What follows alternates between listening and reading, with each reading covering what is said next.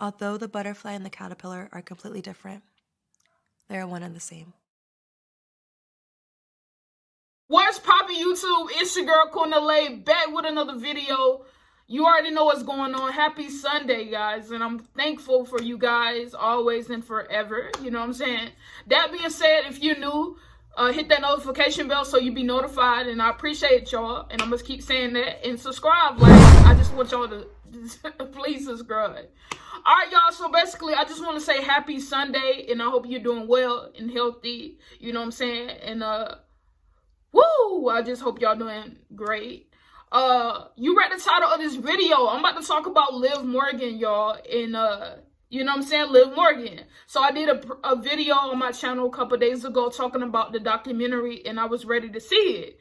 So honestly, I did not know they was gonna put the documentary out so early, and honestly, I watched it. Had my coffee, and I watched it, y'all, and wow,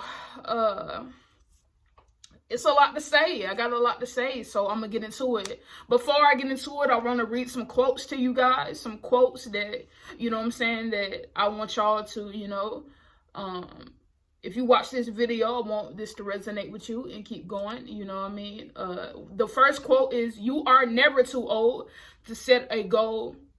No, you are never too old to set another goal or a dream, a new dream. Basically, it don't matter how old you are. You can dream a new dream. Basically, you can do whatever you want to do at any age.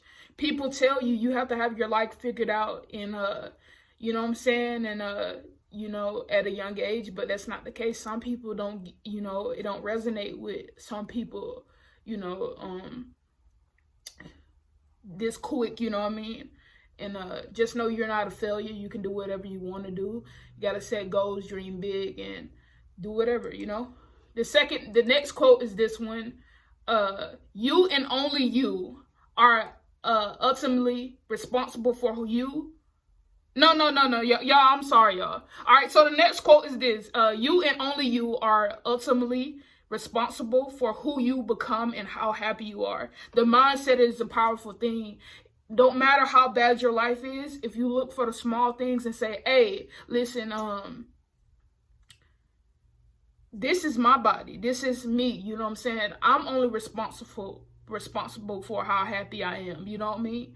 So, you know, nobody else is responsible for your happiness except you, and nobody else is responsible for their happiness except them. You get it? And the last one I'm gonna read, and then I'm gonna get into it, is having the positive belief that it will be okay just means that you hustle and make it work, because failure is not even an option in your own mind.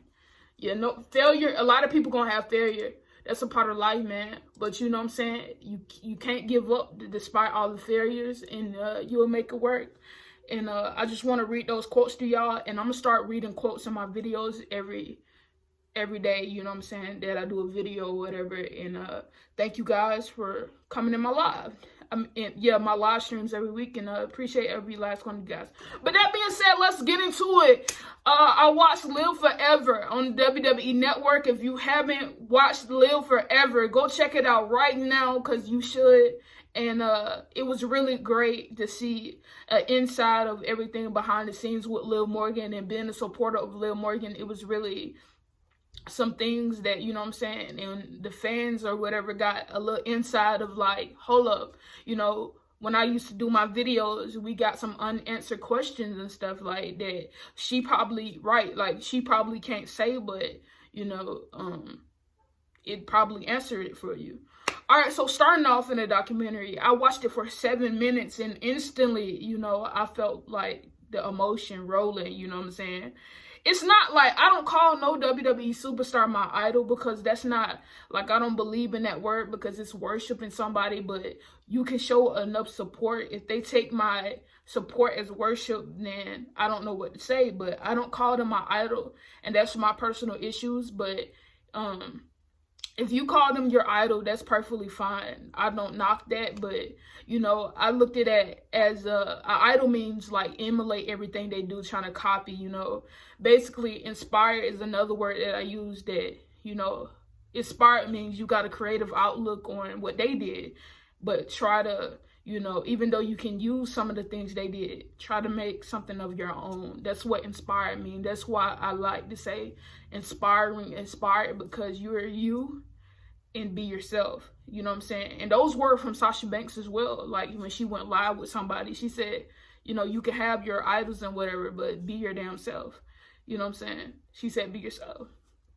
That being said, y'all, so yeah, 7 minutes in, you know, I like how it started off. It kind of was like a little movie in a way. I like how they put it together or whatever. And she mentioned like, man, like 7 minutes in, and you know, the emotions start going because, you know, the things she was saying about her childhood, you know. And no one's checking to see that I've done my homework, or no one's checking to see that I'm even passing school, you know, and she had a lot going on, you know. Nobody checked in on her to see if she was doing this and see if she was doing that with her schoolwork, or you didn't have that, you know, that responsibility, or, you know. I was like left to my own devices really, really, really young, when I didn't even have a grasp of like what being a responsible adult is supposed to be. It didn't matter, you know, stuff like that, and instantly, like, the emotions started coming, and when she started to say, you know, her mama had a lot of financial problems and things like that, and the way, you know, she spoke about her childhood, you know, resonated with me, because some of the things that she went through, I went through, you know. And like she mentioned, like going to school, like nobody knew, like with me, nobody knew like what I was going through when I went to school, because I didn't, you know, like when I went to school, I just didn't want nobody to know. I was closed off in school, and I was so quiet, you know what I'm saying? Because, you know, I didn't want nobody to know that, you know. I didn't want nobody to know what I was going through behind closed doors at home.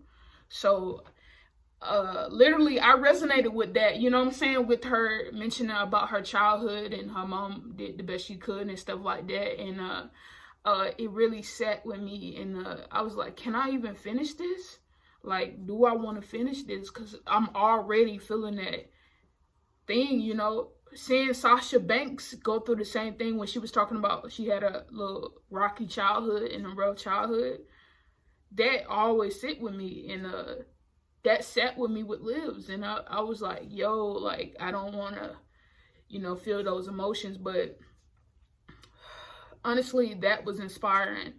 The next thing, you know what I'm saying, she got into the stuff about the Riot Squad, and why do I keep saying, and like, that's annoying. She got into the stuff with the Riot Squad, and she mentioned that, you know, it was a roller coaster with her and her character. They had her doing this and that, but you really didn't see her on TV for a long time. And me going back as a fan, it answered a lot of questions when I used to make videos and where she's now. And, you know, it was really, you know, we were so advocate, we was ready for her to come back, and we were saying this and that, we had all these theories, but in reality, if you look behind the scenes, she didn't even know what she was going to do. She didn't even know what she was really going to do. And you know what I'm saying, like, the fans kind of put pressure on it and as well, but she didn't even know what she was going to do. So it was really crazy to see, like, some answered questions that, like, we didn't know, like, what was going to happen. And, like, the dark character wasn't even, like, a thing, I don't think. They broke the Riot Squad up, you know, and it, like, it showed when she went to SmackDown Live, faced Charlotte, and, wow, man, it answered a lot of questions that you didn't, like, that you had. You know, I used to make so many videos on Liv Morgan because that's what people wanted to see.